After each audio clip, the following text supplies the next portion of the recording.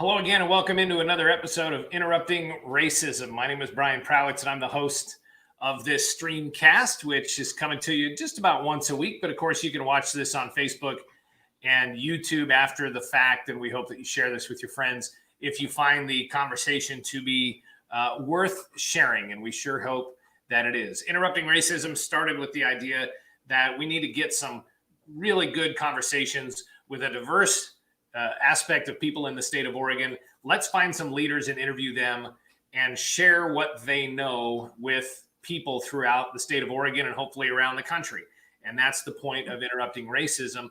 And Interrupting Racism has become, I would say, co-sponsored, if you will, or maybe a partnership with ALF, the American Leadership Forum of Oregon.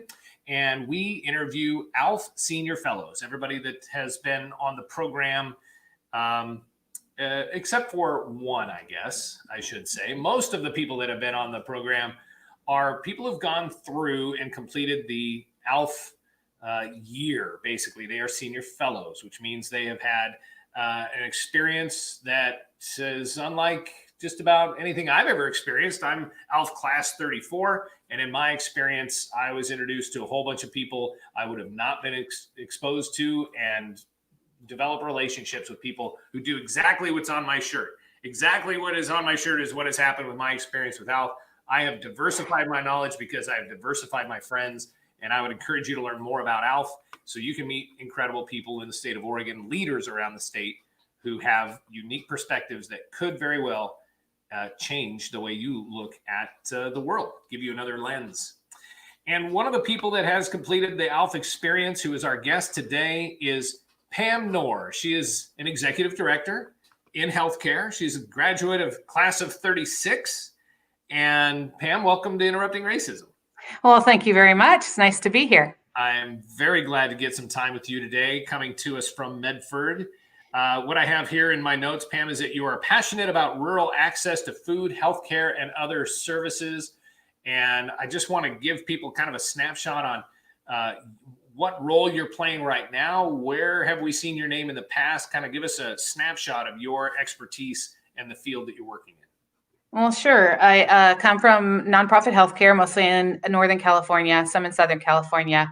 And in Oregon, I have run mid to large nonprofits. And most recently at Access in Southern Oregon, which was food, warmth, and shelter. Really helping support those whose voices were marginalized and struggling with homelessness, hunger, and needing support to pay bills.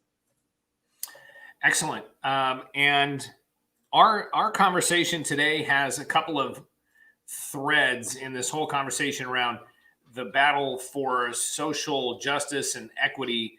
And even though the title of our streamcast is Interrupting Racism, you have a different fight that you are a part of. Why don't you kind of set people up for the conversation we're going to have to give us an idea of what lane we're going to be traveling in when it comes to trying to find equity for marginalized populations? I do have a little bit of a different lane. I mean, of course, I am committed to supporting, like your shirt says, diversifying your friends to diversify your understanding of the world. And I think there's no better sentiment than what your shirt says. I completely believe that. My journey has to do with my kid, who is 25 years old. I have two kids. And my eldest came out as gay and non-binary as around 13 years old, and has since decided that he is a he, was born cisgender female, and is now going through testosterone and transitioning to male. And so my perspective on diversity, equity, and inclusion is a big part of the discussion of LGBTQIA+, and how my lens has changed throughout his life, but also living in Southern Oregon, and how I help him navigate and support him in navigating his acceptance there, and integrating into the community, finding a job, getting healthcare, all of the things that are challenging as an LGBTQIA+ person. So take me through the initials, LGBTQIA. I remember that was one of the first questions I had for you. What is IA plus? Oh gosh, let me see. I didn't know there was going to be a test. Oh, I'm sorry. Well, it's okay. Let me try. Lesbian, LG, gay, bisexual, LGBT, transgender, Q, queer, I, intersex, A, asexual, M plus for all other things that are not included in those in the alphabet soup of that. And he and I have had discussions before about the preferred pronouns of she, her, he, him, they, them. And I, as an English major in college, I really struggled with the they, them, and saying that there needs to be some different word that supports the community who doesn't feel cisgender or as a identified gender. And his perspective was, Mom, that's really not for you to come up with. And if it doesn't bother me as a they, them, perhaps it shouldn't bother you as a she, her. So really good lessons I learned from his journey. And just you can kind of hear that caution in your voice as you describe your own child, as you're saying he, born a girl, transitioning to being a male, being a man. And it's just it's just that, but it's okay, right? I mean, if we're doing this out of respect for the feeling of the people we're referring to, and you and I think we're about the same age, so we're the parent in the picture. And it's like you got to try to get comfortable with it. But just like you said, like if you have that conversation with him to say, I'm struggling with this thing, it seems like that can begin the process of sort of like, I don't know, co-learning or opening things up or getting comfortable to a point where, and the goal, by the way, the comfort is to support your child for whom you are rooting for. And so it's incumbent upon me to learn some stuff. Yeah, and it's not even rooting for. I'm fighting for him. I mean, it is tough. This has been a journey since he was 13. So, 20, it's been a long time, 12 years, 13 years of accepting who he is. And I think when you and I talked earlier, it was never a surprise to me. And I was totally supportive of it at any time. It wasn't something that was, that I struggled with. What I have struggled with in it is transitioning his name and his pronouns to appropriately accept who he is. And if for some reason changed again, no problem. But, it's just like, you meet somebody walking their dog and their dog you say, oh, isn't she cute? Because you have a female animal. And they go, no, it's a dog. And you go, oh, okay, I'm sorry. Isn't he cute? It's just not, we don't have problems transitioning our mind in so many other ways. But talking about the discomfort and the challenges that come along with how we express our feelings or express our thoughts, or, an English major transitioning to they, them, when that has always been a plural to me. Once you get it's just not a big deal. And I think you're right that it's talking about that and having those discussions and feeling like, this may be hard for me, so stick with me and please remind me when I do it wrong, because I want to be sensitive to what he needs and what the population needs. It's not even just my kid, it's everybody's kids and everybody's friends and partners and parents and everything. It's just all of us. This conversation with you comes on the heels of a conversation I had with a friend that I've had for years who was and is still a baseball coach and an athlete and a jock whose child came out as gay, and then also is going through this process of changing genders. And if you want to see a guy struggle with that, this conversation took place, and I'm watching him.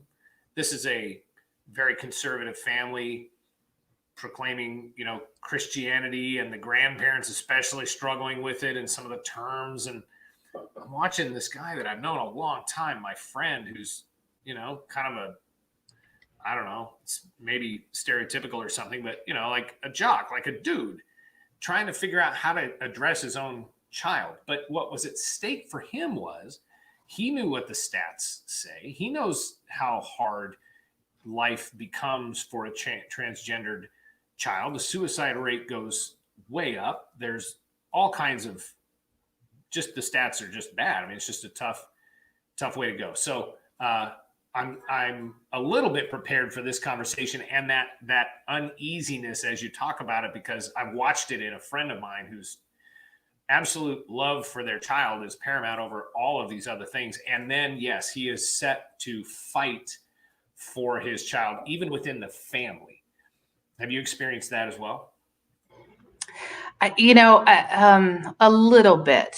So my son's grandparents, so my parents and my husband's parents, didn't understand it. I don't say that they were opposed to it anyway. It was just they didn't understand um, what was wrong with who you were. Why would you want to do this to yourself? Because you're going to face such prejudice and anger and lack of understanding, the lack of knowledge concept. So that was the challenge, but not in our family. We didn't face that rebellion or that anger at his choice. We sure do in the community, and to the point of just getting health care or in employment has been a challenge of ensuring that he is treated with respect and dignity just as everybody else would be, and not facing discrimination. And so that's what we fight for, and that has been a challenge. He has been depressed, and that has been really hard. And I would encourage your friend and anybody who's facing a family member going through this to reach out. There are organizations in Oregon, maybe not in Southern Oregon, but closer to Eugene and Portland, that support parents of transgender kids. And reaching out to people that they know are going through it or have gone through it, it's incredibly powerful and helpful in supporting that person, and also having a common voice in supporting our kids in a more global place. I know that you wanted to make sure that we made it clear as well that neither one of us are experts on this. And I doubt anybody really is if they are suddenly finding themselves on a journey like this. And so, but I don't mind at all, obviously, having the conversation with you, because you're a real life expert, because you're actually going through it. So your experience and the way your perceptions maybe that have changed along the way, to me, is the valuable part of this conversation, because there has to be other people that are going through this, and we'll talk about that equity battle just a little bit. But as far as maybe your perceptions changing through this, did anything, how were you affected as you suddenly found yourself with a gay 13-year-old at first, and now a child that wanted to go through gender reassignment? Well, I have always professed to be accepting and supportive of differing points of views. But I found when Mar wanted to go through transition, that was a little bit harder for me to comprehend, not because it was in my family, but just because it was such a bigger process than I had anticipated. So I think that perception changed. Obviously you don't have any knowledge of gender reassignment surgery until you have to go through it with your kid, and what that feels like, what that looks like, the length of time, how much it costs, all the things that if they're not in your sphere, you're just not thinking about that. So the perception of what that looks like and how that impacts him, and how it impacts the family, and how fighting for those rights for people to have that happen is a big part of my transition of where I am thinking of how I can best support him and the community. Yeah, because you are in Southern Oregon, as you mentioned, the amount of support here. I'm in Roseburg, you're in Medford. And I know, and like I said, I have my one friend, but I also know there's a PFLAG organization here in town, and that's where people are attracted to at least find a little bit of support. And yeah, I mean, okay, so let's talk about the local environment that you live in. What has it been like, and where have you found support? Well, so we're from Los Angeles originally, and again, in Oregon, we lived in Bend, so a little bit different. But even in Bend, and we've been in Medford for about 4.5 years now, there's not a lot of PFLAG support in either of those communities, and certainly not in Southern Oregon. And at some point I have some energy and ability to do that, I would love to help support that effort. I know that there is some in Ashland, which is about 11 miles south of us. But for him, it's really hard. It's really difficult to connect and to find that support. He's 25, so he's not almost 26. So he's not, at the 17, 18, 19 years old where there's a larger group of friends. It's hard for him, especially in COVID times, to get out and meet people. And I think that is important to have a community. And so I think he's considering going someplace else. Yeah. Do you find yourself discovering parallels between what you're talking about just now and some of the things you're seeing around Black Lives Matter? Absolutely. I think anytime there's a marginalized voice, it is incumbent upon the rest of us to help support and fight for that marginalized voice, because it's marginalized. So if there are more people supporting and making an effort, that voice gets louder and amplified and more impactful. And that's what I try to do for my kid and for the community that he's in, but also what I try to do when I can from Black Lives Matter. Again, Southern Oregon, different situation, but I just spent the last 2 weekends in Portland supporting that effort and just doing what I can to, as you say, interrupt racism and protest the status quo and really just make a voice be heard. Sure. I think about the privilege conversation that we had in our ALF experience when it dawned on me how I'm a product of this system that is tilted in my favor. I'm a white, educated, middle class, hetero man. So, I mean, check the boxes of all the places that, are potentially do have that advantage, or do take the word potentially out, do have an advantage. The privilege that comes with that position. And I remember in we did one of those privilege constellations, and if you had to say yes, you step forward. And if you said no to the things, you moved out to the back. And the design of that is so that people with the most privilege are on the outside of this circle, and the people who had gone through a lot of discrimination and issues were in the middle. And it really rocked my world. But the four of us on the outside were all white men from somewhat, sometimes rural Oregon.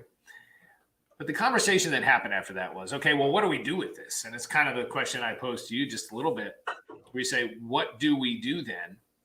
And especially for those of us in a privileged position, how can we make a difference for whether we're talking about, let's just say, any marginalized population? When you think about people in power or in privilege, what is it that we could do to try to help? Well, again, I'm so not an expert. I'm so young and new to all of this. But for me, what I do is, like you said, I try and talk to those who may have a differing opinion than I do. And sometimes that's really uncomfortable. I actually really like challenge to status quo. I like the poking at things. But my heart races when I try and talk about something that I am not necessarily as educated and knowledgeable about, but something I'm passionate about supporting. So I think talking about it with each other, with larger groups of people we disagree with. We were talking earlier about Instagram and Facebook, and the people on your feed are probably ones that agree with you or that you agree with. And so posting something about an issue is probably not going to change anybody's mind. So helping to have discussions with people that you're going to not talk to anymore because you have political differences or philosophical beliefs that are disparaging, or different, then you want to have those conversations. So for me, that's where I try and start. And also supporting, where you can, supporting those who are trying to make a difference, supporting Black Lives Matter, supporting Black-owned business, the Innocence Project, doing things that are trying to further that cause, that path. Well, let me pose it to you this way. As the parent of a transgender child, what would you ask? What is it? You talked about their job. You talked about the way they're treated by other people. I mean, you don't have to be an expert in privilege to be able to say, here are the things that are important to me for the sake of my own child. Like, for instance, I would imagine that, and I'm sure this, he's got skill sets, he's got skills. He should be viewed by his skills probably than whatever he looks like.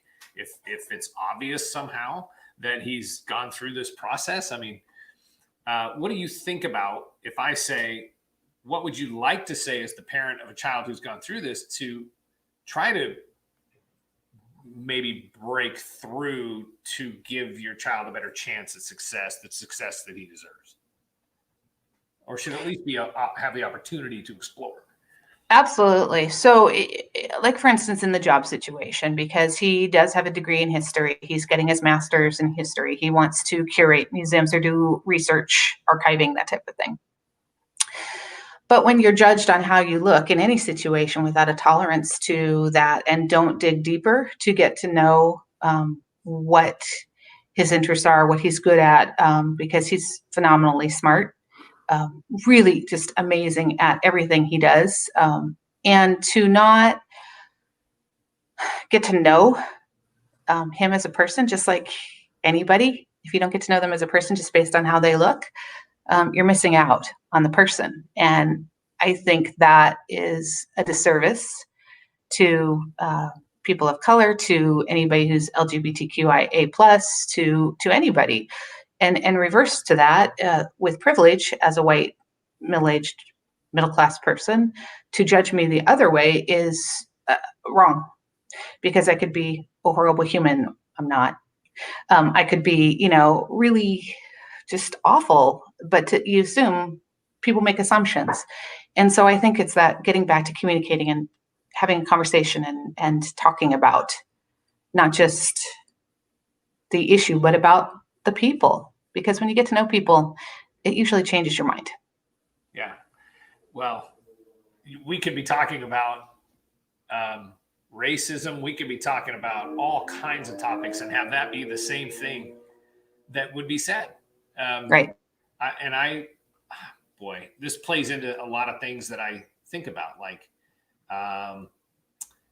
when you see a long-haired tattooed person walking down the street towards you, what perceptions pop in your head and what do you think about them? And how do you ever break those down? I mean, it takes an effort to reach out to that person and skip past the wrapper, if you will, and get in to know the person. And my experience in ALF, and I'd love to know if you agree with this or not, my experience in ALF really ruined all the perceptions that I had been grown up with on any of these topics.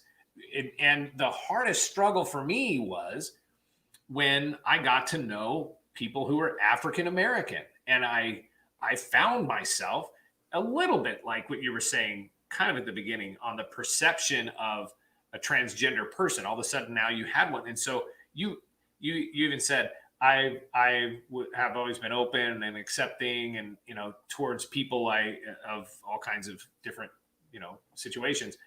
But then all of a sudden you're actually faced with whatever your perceptions actually were, and sometimes it's a real shock when you realize, oh my gosh, I've been harboring some thoughts that actually are based in racism, and maybe it's because of the environment I was brought up in, or maybe that. Wow, what a shock! I think we're touching on some white fragility here on some level. I'm pretty sure. Absolutely.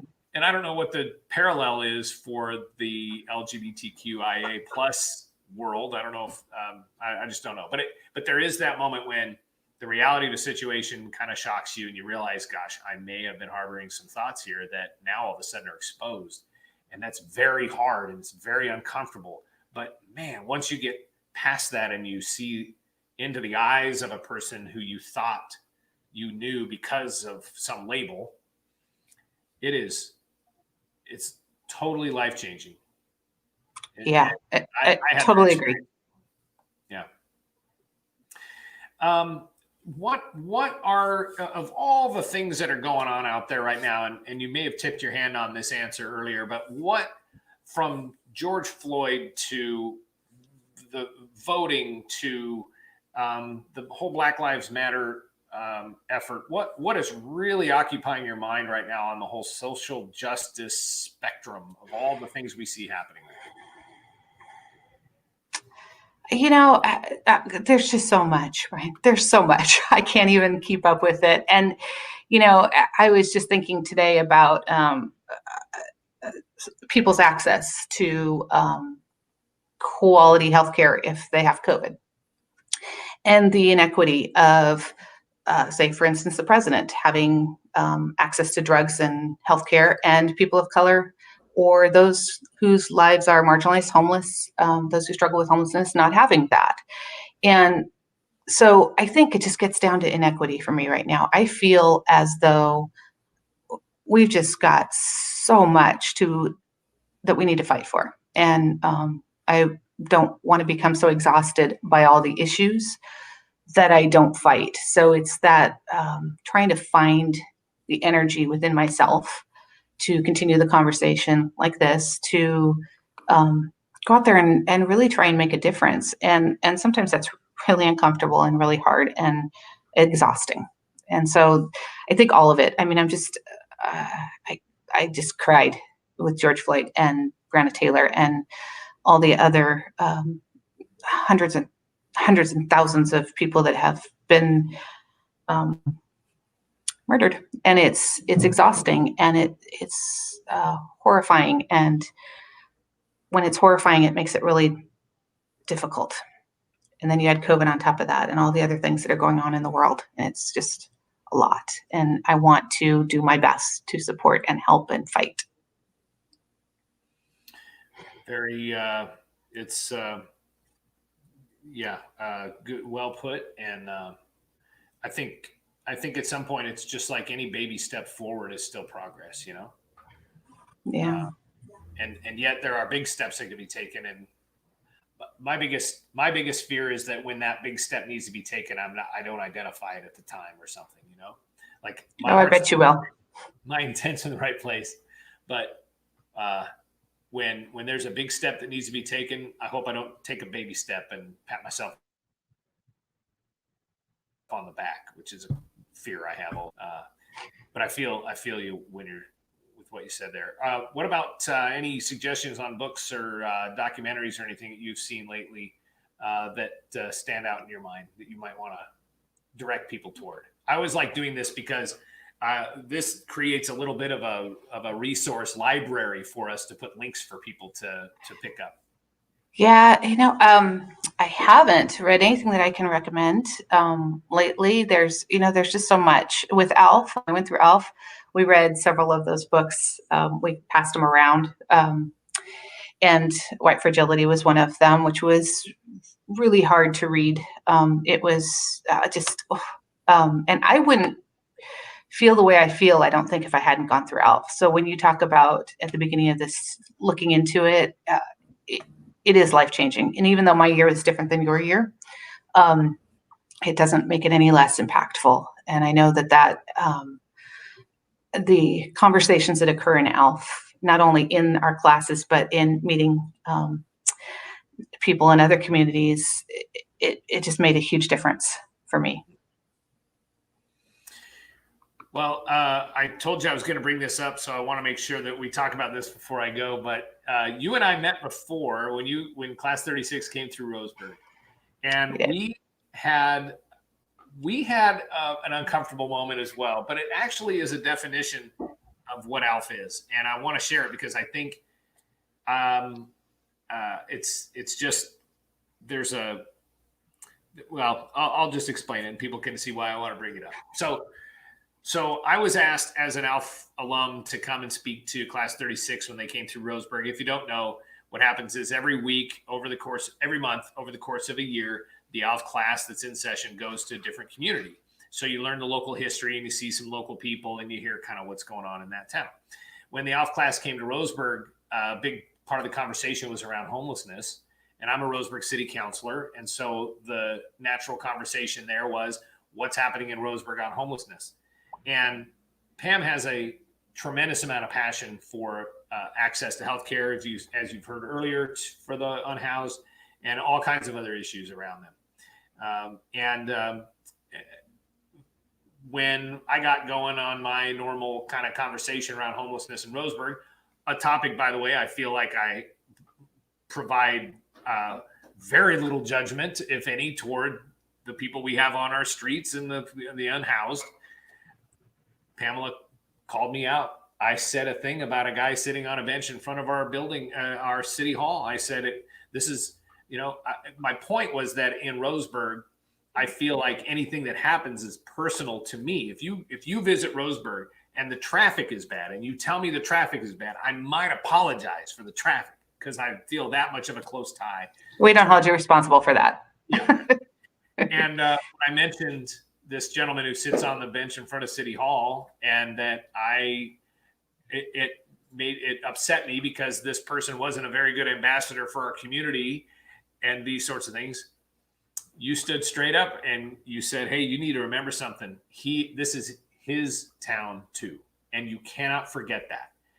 And you challenged me, and it was memorable. In fact, that's one of maybe 2 or 3 memories I even have from that little visit. But time goes by and here we go. And then I'm emailing Pamela and saying, hey, will you come on the show and do something here on the Streamcast? And at some point, and I'm thankful for you that you even did this, because we could have gone through this whole thing and you would have never mentioned it and I wouldn't have remembered and it wouldn't come up. But you pointed out, you asked, were you the person that came and talked to our class? And did I don't know if you said call you out or did we have an exchange? And we did. And the grace that you offered to me for that moment was so important to me. It meant so much to me, partly because it stuck with me so strongly, not only because it was one of those uncomfortable moments where all of a sudden I was kind of getting called out, but the part of it was you were right.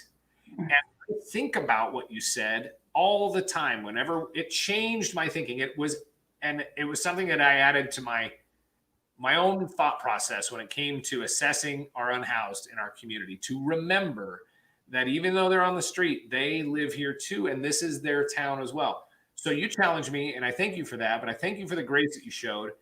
And it is, in a nutshell, a picture of what ALF looks like, because we challenge one another and we say, think about it differently. And so there it is. I wanted to make sure people saw that because it's a picture of how ALF works. And thank you once again, even though I've told you this offline before, thank you for, first of all, calling me out that day. Second of all, mentioning that we had the conversation and then allowing for healing, because it was important. And so thank you for those things. Oh, well, I appreciate that because it sat with me too. And I think we talked about this. I was hot. I was not angry, but I wanted to say something. So I hope I said it I encourage you to consider that this gentleman's already a part of your community, but I have a feeling it probably came out a little harsher than that. And so I was trying to be aware and also apologize if it did. Again, it's a voice that is sometimes hard to hear with all the other sounds going on in the world. And so I'm grateful to you for considering his and others' perspectives. And thank you for letting me acknowledge if I was harsh. You know, those situations and through, you don't, well, it's an example, right? It's an example of how we react to one another. And on one day, if everything's going fine, that conversation may or may not happen because you might not have been agitated to the point of saying something. And I don't know what forces are going on in your world. And Yeah, it kind of ties into some of what we just talked about with, surface versus getting to know someone. So absolutely. that was an important moment. And by the way, we are working on some sort of city endorsed plan to try to do something to help with emergency housing in our community. We've looked at Rogue Retreat and some of the things that they've done there. I certainly am not going to come on this program and speak for city council, but we've put in a lot of work. And so I feel a little bit more prepared and maybe more educated because of conversations just exactly like this and the experience we talked about. I think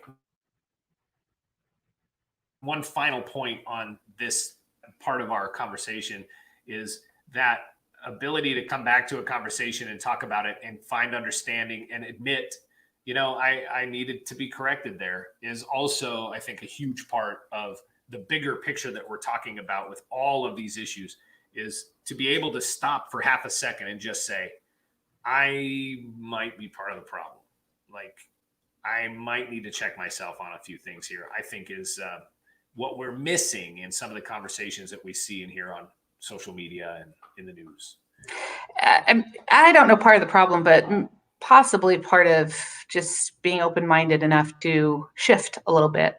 But I do applaud the city of Roseburg for looking into helping those who are unhoused, because those who struggle with homelessness are just at risk for so many other things. And so thank you to the city for that. I know it is a challenging conversation to have when not everybody agrees with supporting those who are struggling with homelessness. So I applaud you for doing it. Well, hopefully we do it well. That's the biggest thing.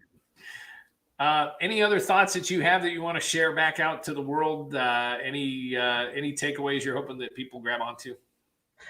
Just really hope that everybody continues to have a conversation. We talked about this earlier. I think it's, like with ALF, it just opens your mind to differing points of view, and that just makes things easier, better to have more conversation. I think that's important, and peace is a big part of that. Yeah. Well, thank you for your time today. Thank you very much for having me. I appreciate it. All right.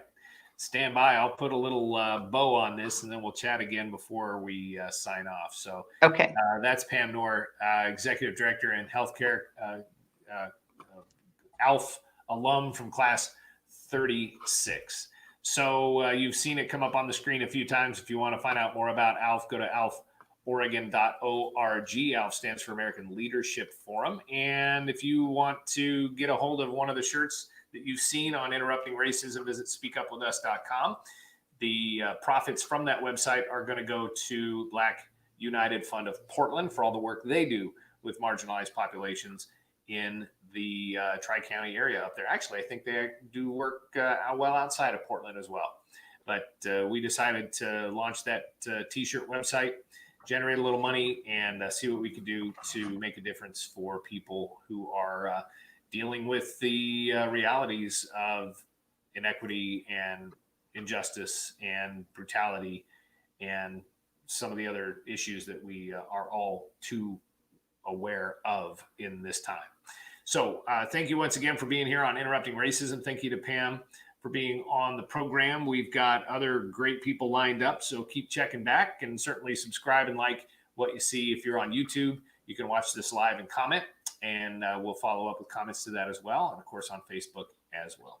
So thanks again for watching Interrupting Racism. We hope you have a great day, and we'll see you again.